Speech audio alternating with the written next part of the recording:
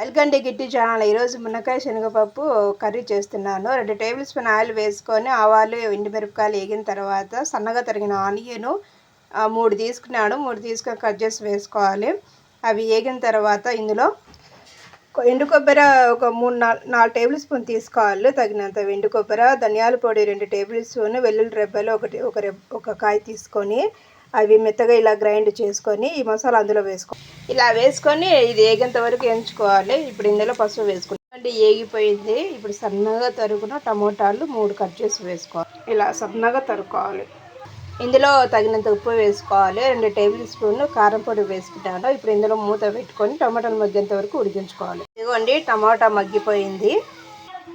శనగపప్పు నైట్ నానబెట్టుకున్నాను. ఒక చిన్న కప్పు మీద నానబెట్టుకొని వాటిని మార్నింగ్ ఉడకబెట్టుకున్నాను. ఎక్కువ ఉడకకూడదు, సగము ఇలా ఉంటే చాలు. ఈ మీద ఉడకాలి. తర్వాత మునక్కాయలు కూడా ఉడకబెట్టుకున్నాను. 2 సపరేట్గా ఉడకబెట్టుకోవాలి. ఇదిగోండి మునక్కాయలు వేసి కలబెట్టినాను. ఆ మునక్కాయలు శనగపప్పును విడివిడిగా ఉడికించేటప్పుడు లైట్గా ఉప్పు వేసి ఉడకబెట్టుకోవాలి. ఇందులో కర్రీలో వేసేటప్పుడు కూడా కొంచెం లైట్గా ఉప్పు వేసుకోవాలి.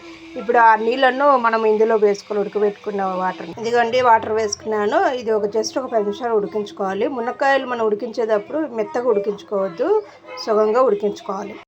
మునక్కాయ శనగపప్పు కర్రీ రెడీ.